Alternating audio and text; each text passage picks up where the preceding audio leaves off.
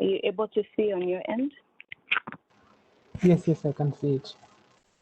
Okay, great. And everybody can still hear me? Technology, I tell you, is also really useful for many things, but it can be a challenge. Yes, we can hear you clearly. Okay, thank you. So just kicking off again, this topic is near and dear to me, and I'll share why. I think where the world is going, it requires us to really embrace healthcare.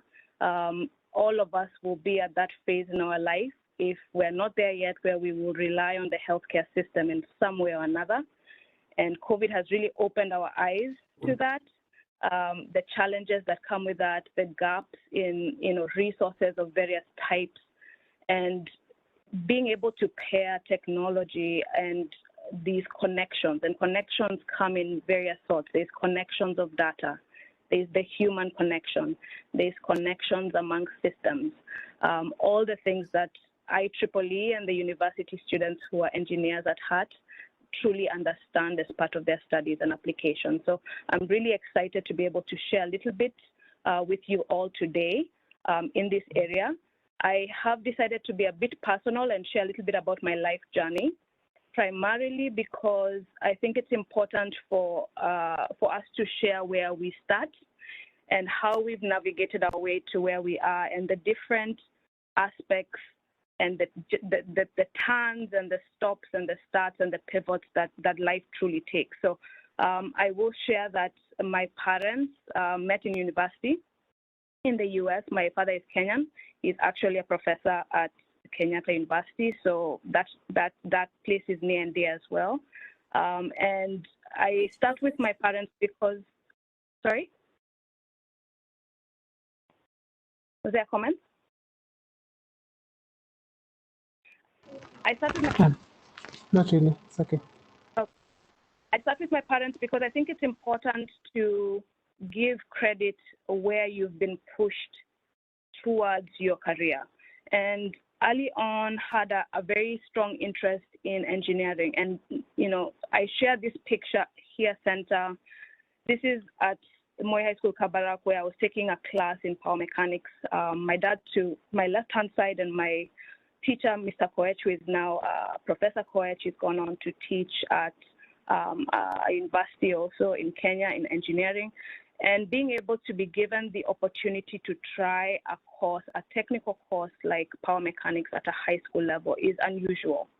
So it is a gift I don't take for granted, and that was sort of what honed my interest in engineering.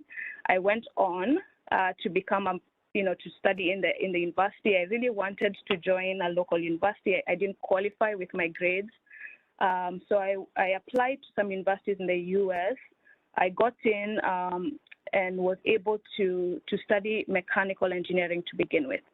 And that was where I discovered I really wanted to do much more with the physiology, the biomedical side of things. So after I graduated with my 4-year degree, I went on to study biomedical engineering, and that's where I discovered robotics.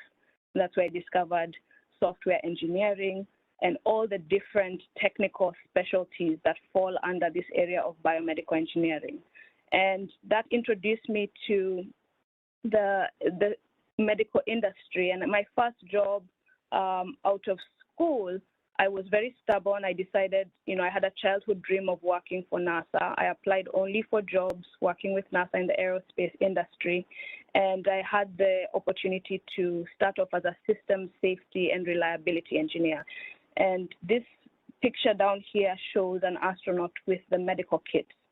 So similar to what you'll see when you go to the clinic or to the hospital, there's different systems and tools, diagnostics needed when astronauts travel to space and when they spend time on the space station.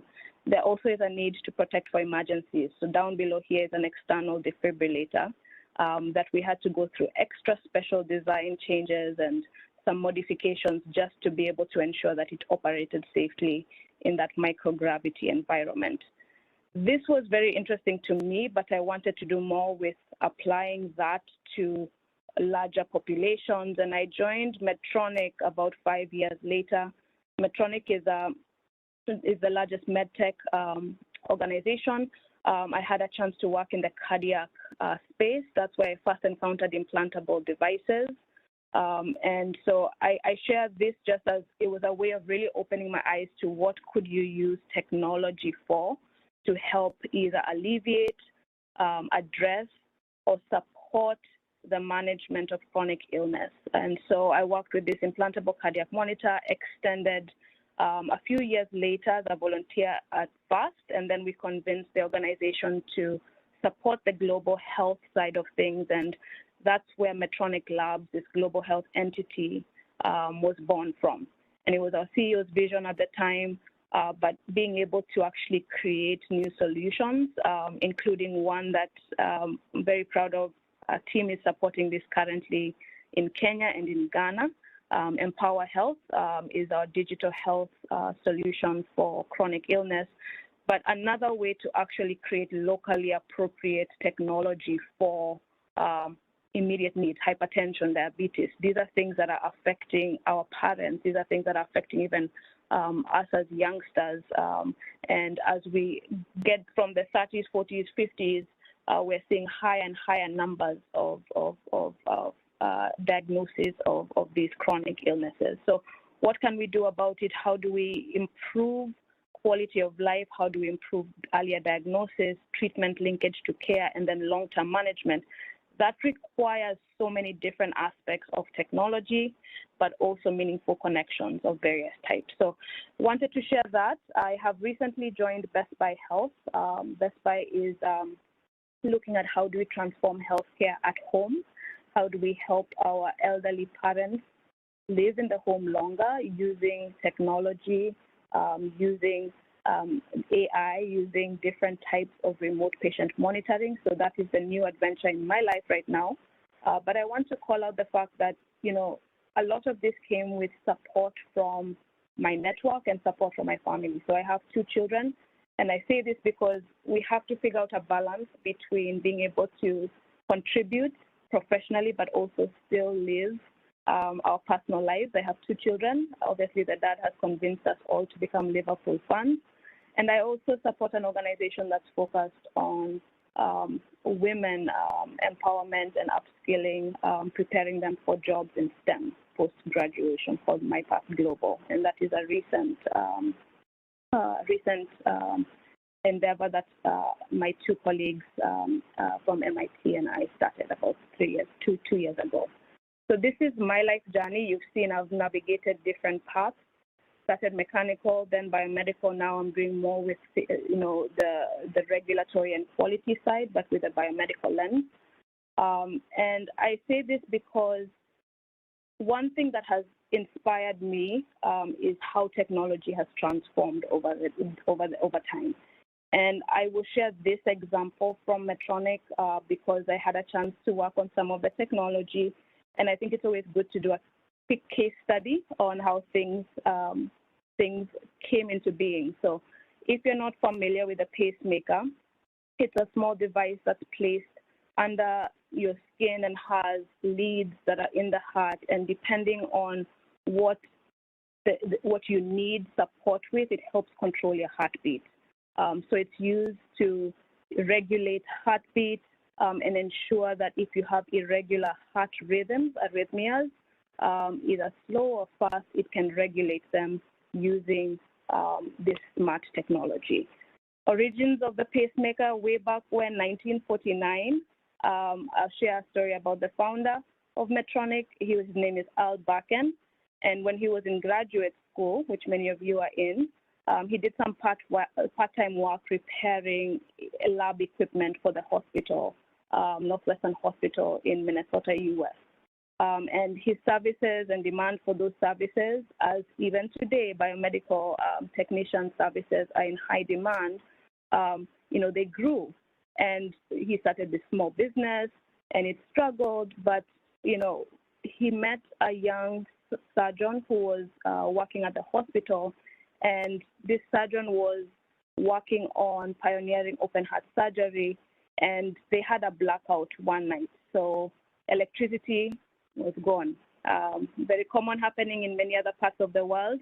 And what happened was they lost a patient because the machine that was keeping him alive was plugged into the electricity through the wall, and of course power went, so the patient passed. And this young surgeon turned to the biomedical technician, biomedical engineer, Al Bakken, and said, listen, you need to help figure out a solution for this. And so he went back and used some technology and looked at a magazine that had some information around this technology, and he came back with this, this device that had this circuit that had been inspired by this popular electronics magazine. So it was the first external pacemaker, and they ended up using it, and it actually kept the individual who was sort of using it alive. And 2 weeks later, they had another storm, power went, and they turned to this external pacemaker and used it in a boy and saved his life. And that was the origin of the pacemaker. So when you think of medical technologies, how is that transforming healthcare? Something as simple as really applying theory to an application and coming up with brand new technology that is then, not connected to electricity and can operate on battery power. Eventually, as you can see, the technology has morphed and evolved and improved.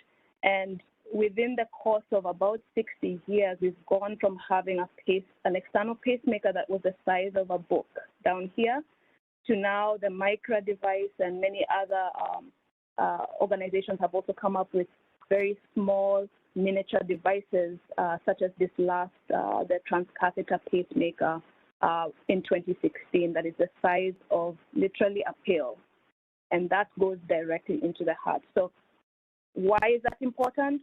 Minimizes, the invasiveness of the procedure. It potentially could lead to not having as many surgeries, lower infection rates. So think about, this is not just evolution of technology, this is evolution of technology and improving, the risk posture, improving the quality of life of the patient. So I love this example because imagine how heavy it was to walk around with that external pacemaker. There's actually a picture of the boy who had it and he's holding onto it, and it's right here on his chest. And, up until you get the needed surgery, or up until you get the device that you need, at his point, he had to just sort of like have that device externally. Now these are small enough and they're not heavy. The micro device weighs about the same as a small coin. So this is one of the things that is exciting to me as just one example of what technology can do for healthcare. And,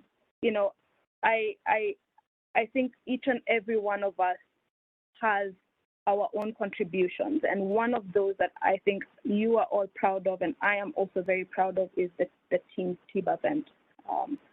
Very own, innovators from Kenyatta University. We've watched you over the year, the COVID pandemic year, really navigate some of the challenges but come together. And one message I would like to take to you all at this point is the only way to make these technology and meaningful connections really work and be able to create the impact is having that team's approach. Engineering innovation is not a one-man or one-woman's sport. It is truly a team approach that's needed to make success. So teams come in all sorts of sizes. I did want to call out the TIBA event team. I think you've done fantastic under the leadership of Fidel and your professors and the rest of the team that have contributed.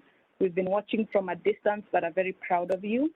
I also want to just highlight that teams come in different sizes. They come in different approaches, and they come in different cadre, and it's something that is so important as we continue to look at transforming healthcare that we have to keep in mind. I share the example down here of the community health team, and majority of the individuals in this picture are community health volunteers and community health extension workers who are working in Meru County.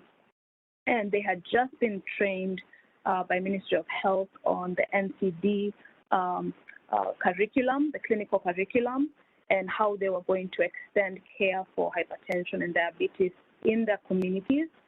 And this was done in partnership and in collaboration with the county health team, as well as with the facility staff from KENYATTA sub-county, and that includes doctors, nurses, pharmacists, lab techs, nutritionists, and of course the community health team.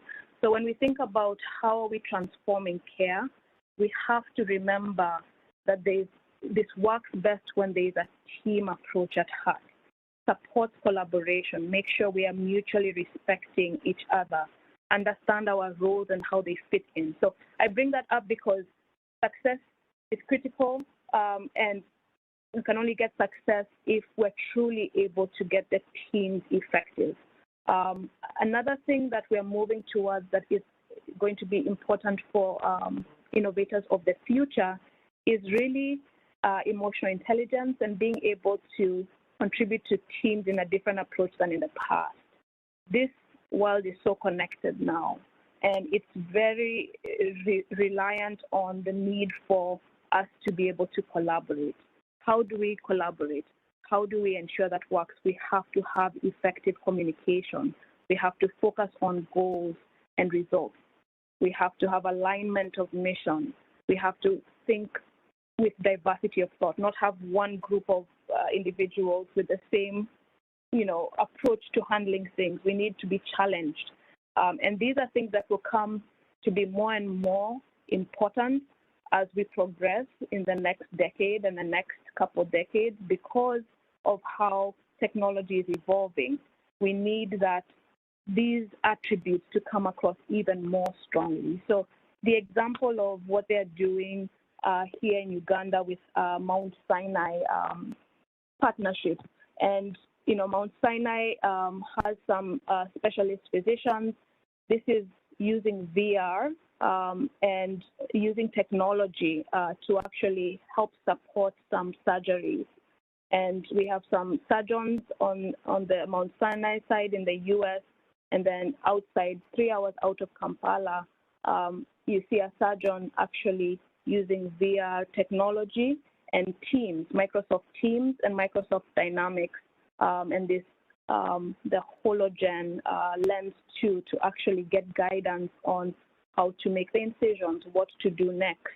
And so it's truly a mixed reality headset where you're using this communication tools, but also virtual reality to actually help advance the ability to do certain more complex surgical procedures. And the only way this would work is if that communication is effective and the team is acting as a team.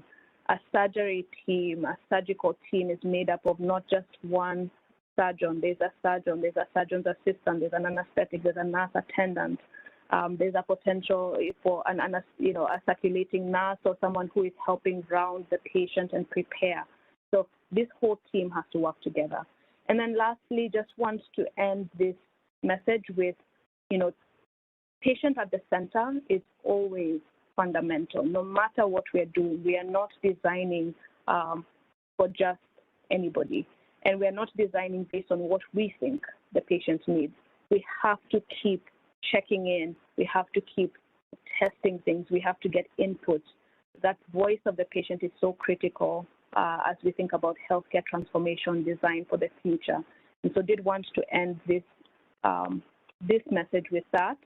And I'll quickly transition to wrapping up. I know I'm running out of time, but each and every one of you have been given a gift of technical and practical knowledge. And how are you each going to use that gift? How are you going to use it to improve lives? How will you share it? How will you teach somebody else? And I really want to challenge that we have to be bold. Now is the time to be bold. Now is the time to get out there and address issues. Ask if you can support a team. Even if you're in the search for jobs, if there's an opportunity to contribute in some way in a volunteer effort, these are the times to reach out to your network and be bold. as we say in the industry, disrupt or be disrupted. It's the time for that leapfrogging, and technology is not waiting for us. So we have to take bold steps and actually put together these puzzle pieces to create what we want that next generation of healthcare to look like. Encourage you to keep being an active life learner. We are students for life, is what my parents always tell me. So keep learning, keep exploring where you don't have adequate information or adequate knowledge. It's now the time. There's a lot of free resources out there. I'm constantly circulating some free stuff with some of the individuals in my network. So if you're ever interested in what more can I do, reach out to people like me, reach out to others in your network to test and see what else is out there that you haven't explored yet. And then lastly, really think about your own individual contributions and what you're bringing to your team, what you're bringing to the world. What are you doing to pay forward this gift that you've been given? And I hope we can keep collaborating on ways to do this, change the world in our own individual ways. And I look forward to hearing from anyone who has questions. But as I see that time has gone fast and I'm over my time, I'll quickly stop there and hand over to the organizers. Wow, that has been very great and amazing from you, Chemu. Personally, I've been able to learn a lot. It has left me thinking about a lot of things in terms of engineering, technology, and how we can be able to bridge the gap between what the society requires, but the knowledge we have and the skills we have. How can we be able to take the skills we have, utilize it to be able to give the society meaningful and solve the just basically solving the problems in the society. Um, for those who have any questions, please just drop them in the chat. I know we are running out of time, but I'll allow some questions because this is a topic which is closer to me, being in the biomedical sector. I really touches me a lot. So maybe I should go first. Maybe ask you one more question. What is it that really drives you more in terms of pushing on, maybe to become a better engineer, solving problems? What is that? What's the driving factor behind it? I love that question because it doesn't change. To me, the driving factor is I was given certain opportunities, and those opportunities need to translate into impact. I have always felt that there are so many problems in the world that need to be solved, and there are so many people in the world who can solve those problems. So why are we not solving them? Part of why we're not solving them is we are not there yet intellectually. But for the other reasons, why are we not solving them?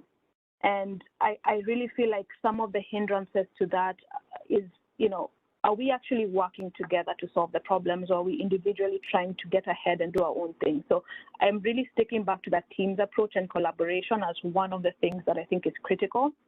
But for me, at the end of the day, it's what have I contributed that at the end of the day, I can say, okay, you know what? I have given what has been given back to me threefold, fourfold, because it's not just, I have had a chance to have a good education. What can how do I work and then support my family? No, it's how do I support the community? How do we build up solutions that can transform how elders are taken care of? How do we find ways to prevent us from having to have patients walk or take 3 forms of transport to go see a physician? Things like that are things that, those are problems. We see them, we need to do something about them. So what drives me is really the need to pay forward, but also the need to come up with solutions to change the issues that we see day to day in the world. Wow, that's so nice. Maybe one more, then I'll open the floor to more questions. What do you think is the most challenging thing that actually limits us from actually achieving maybe the best healthcare, or being able to come up with solutions around healthcare within our environments, region, even nationwide, region-wide? Yeah. That's a loaded question. There are many, many issues that contribute to that. and I'll maybe separate into issues we can control. So of course, there's the healthcare system and the fact that, you know, we want it to work well. We have the public, we have the private. Ideally, we want to get to a point where everybody can access quality healthcare. But there are many barriers still that exist. Some of those barriers are in our control, things like awareness. Each and every one of us has the ability to bring awareness to our communities, our families. So when you start getting questions about vaccines, or you start getting questions about how I should handle this, is this something that can be healed, or is this something I have to live with? We have that opportunity to bring awareness, educate, but we also have to give back in some way to help the country move forward. It's not going to happen just waiting for the government to handle healthcare. We have to figure that out ourselves as well and support.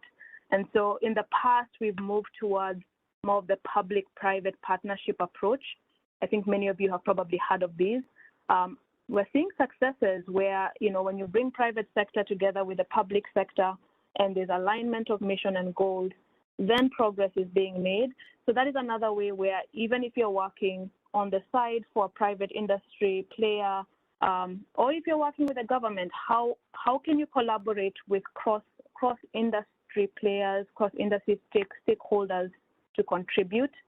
But if you ask me one specific challenge, there are so many, not to mention even the cultural aspects that come into play with healthcare that are really challenging. But where we can control, where we have that influence, where we have the education, let us use it. Wow, thank you for that. And I really think, as you said, actually the problems are a lot, but there are some we can control, some we can't. So I think as engineers, we need to work on how can we mitigate those problems we can't control using now the technology part, as well as those we can control. So on the chat section, I'm seeing some comments from Christine. She's saying the presentation was on spot. Masi says that, wow, thank you for the amazing presentation. And Marceline Jepleting says, thank you so much for the wonderful presentation, Chemu. Your journey is very inspiring. What will you tell your younger self if you went back to college, and what will you do differently? I like that question, Marceline. I would tell myself it's okay to change direction. I think every time I pivoted, so started off mechanical, then biomedical, and then sort of industry-wise, I've played a little bit on the safety and regulatory side, quality regulatory, a little bit business, and each time I questioned, should I have started, should I have started in the business area? Should I have started, in the biomedical? Have I, wasted time? But what I want to encourage everybody, and this is what I would tell my younger self, each phase of the journey, and that's why I put it in the presentation, each phase of the journey brought unique learning and growth, things that are useful still till today. And so even if you find you did a degree that, maybe perhaps you are convinced by parents to take, or your peer pressure was everybody's doing nothing to find your nothing, and then you get out and you're trying to navigate the industry, you're trying to get a job, or you get a job and this is not what you wanted, it is not too late to keep, I call it, control your journey, change in a way that is useful to your growth. Don't set yourself back. Don't beat yourself up if you change your mind about what you want to do. All of it is growth. We don't usually actually know what we want to be when we grow up. And I really feel like growing up can be when you're 50 or 60. So we are still on this journey of when we grow up, I want to be. It doesn't end. That's why I say lifelong learning is important. You are a vessel that can keep growing with what you're exposed to. So the more you expose yourself to, and not to do it in a haphazard way, but the more you learn, as long as it's in line with where you think you want to go, even if it changes, that would be okay. Wow, that's great. Thank you for that. Maybe it's a comment from Christine. Yes, thank you so much, Chemu, for that wonderful presentation. And my name is Christine. Just listening to your presentation was very inspirational. I mean, like most of us here in Kenya, biomedical engineering is still a budding career. Like we only have Kenyatta University and Technical University of Mombasa offering this course. And listening to you and seeing that we have very many opportunities, and we have very many opportunities that we can get and work on them and solve problems is it's very good for me. It's very good for most of us here. And I think as biomedical engineering students and even at a personal level, we'll continue interacting more with you because you are very resourceful and you are going to be very resourceful to us. And in Kenyatta University, by the IEEE, we have a Society for Biomedical Engineers.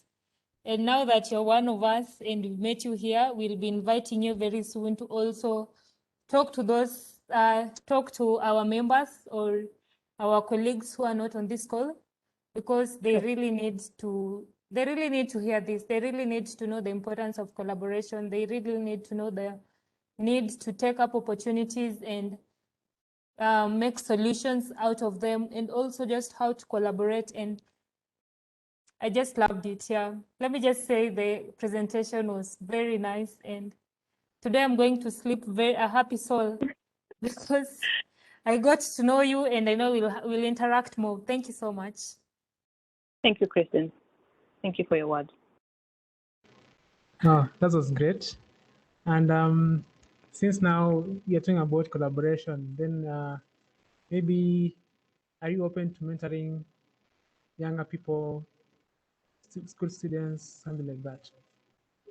Sure, that's actually the organization I was mentioning earlier on, My Path Global Coaching. But for me personally, yes, I'm very open to it. I am a biomedical engineer at heart, literally think about solving problems in healthcare daily. So this is an area where I think biomedical engineering has not been, people really have not seen how this area can actually change lives. We've seen it in pockets, and many times it's like, oh, fixing equipment. That's the most common one I think we are familiar with. But there's so much more. So I actually I welcome that opportunity openly to discuss with a smaller group or bigger group, I'm not sure the size, just this area and also applications, because there's a lot you can do. And we don't always get exposure to what these degrees can get us, and how you can create opportunities for yourself if they're not coming, like we know how tough the job market is. So happy to collaborate with you on that as well. Wow,